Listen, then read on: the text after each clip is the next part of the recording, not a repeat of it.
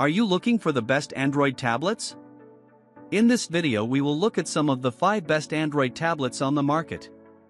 Before we get started with our video, we have included links in the description. So make sure you check those out to see which one is in your budget range. Starting at number 1. Apple iPad 2025-16. The 2025 iPad 8 out of 10 Wired recommends is hardly different from its predecessor, but it still maintains the top spot as the best tablet for most people. This 11th generation slate has uniform, slim bezels around the 11-inch LCD screen. There's no home button. Instead, the Touch ID fingerprint sensor is embedded into the power button at the top edge of the slate, also no headphone jack. It has a USB-C port, which means you can use the same cable as your MacBook or iPhone 16 to recharge it.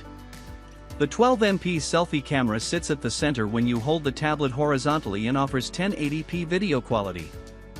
At $349, the iPad does everything you'd want it to.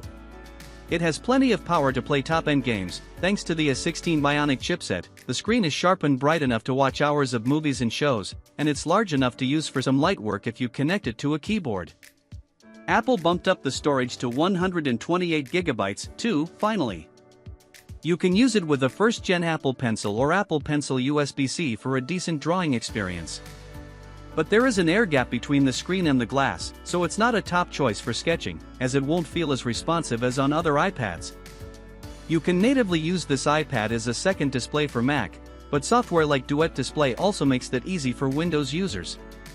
This is the only iPad in the lineup with zero Apple Intelligence support, but hey, maybe that's a good thing. Number 2. Remarkable Paper Pro. I've used the Remarkable 2 for several years as a never-ending digital notebook.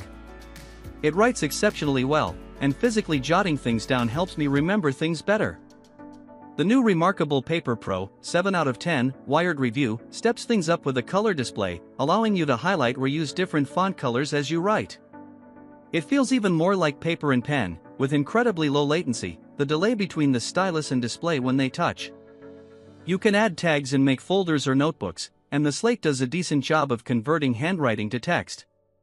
You can send files to your email in a few different formats, too. You don't need to subscribe to Remarkable's Connect service, $3 per month, but it gives you unlimited cloud storage and the ability to access and make notes on desktop and mobile.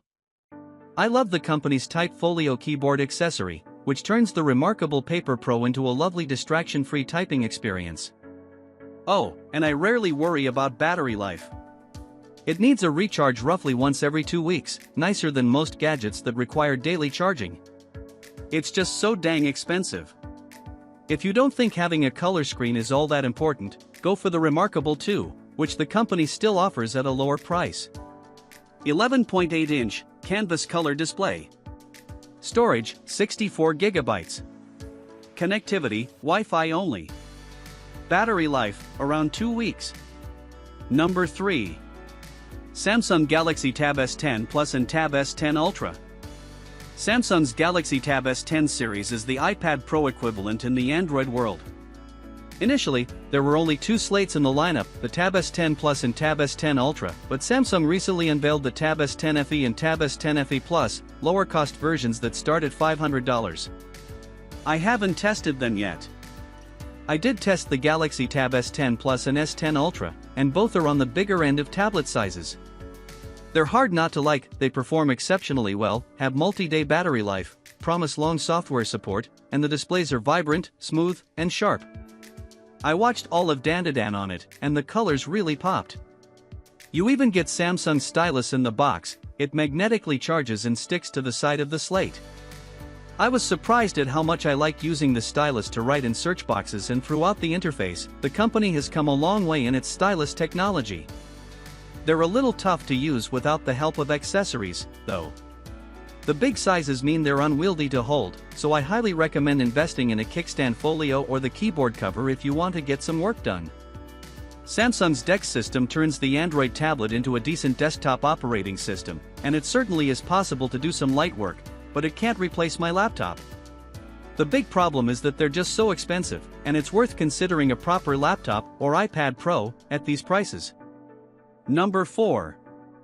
Wacom One 13 Touch. Want a tablet strictly for drawing? Get the Wacom One 13 Touch. 8 out of 10, Wired recommends.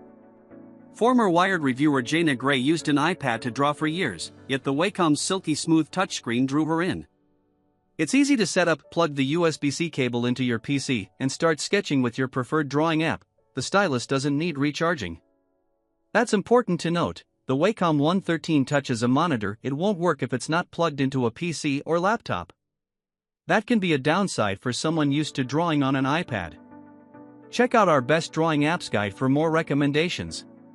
Touchscreen display animation tablet features 13.3-inch HD display and anti-glare paper-like display designed for digital pen starters, drawing, editing photos, or visual communication.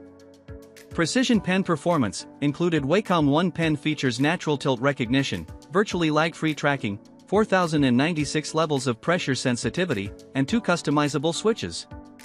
Optimal efficiency. Shortcut buttons on the pen can be customized for your favorite keyboard shortcuts like undo or copy/paste, helping you stay immersed in your art. Number 5. Microsoft Surface Pro 13-inch, 11th edition. Who says tablets need to run operating systems originally designed for smartphones? Microsoft's Surface line employs Windows, making it suitable for heavy, desktop-grade workflows. The Surface Pro 11th edition, 6 out of 10, Wired review, has a great OLED display and excellent battery life, with good performance. It's powered by Qualcomm's Snapdragon X Plus or Snapdragon X Elite chipsets, on the ARM architecture, so not every Windows app will work perfectly. Microsoft's translation layer, Prism, allows non-native ARM apps to work on these processors, but it's not all-encompassing. Skip this machine if you plan on doing a lot of graphics-intensive tasks. The best parts are the built-in kickstand, which lets you plop it down on almost any surface, and the Flex keyboard, $350, which offers a brilliant trackpad and typing experience. It's not as polished as an iPad in tablet mode, but Windows 11 has larger touch targets that make it easier to use. The main problem? It's so expensive. Sure, you can get an absolute base model for $1,000, but you'll still need to add a keyboard, as it's not included. The upgrades and accessories, which are really what make this machine stand out, will push you closer to $2,000. Wait for a sale. I recommend the OLED model with the Snapdragon X Elite, 16 GB of RAM, and 1 TB of storage.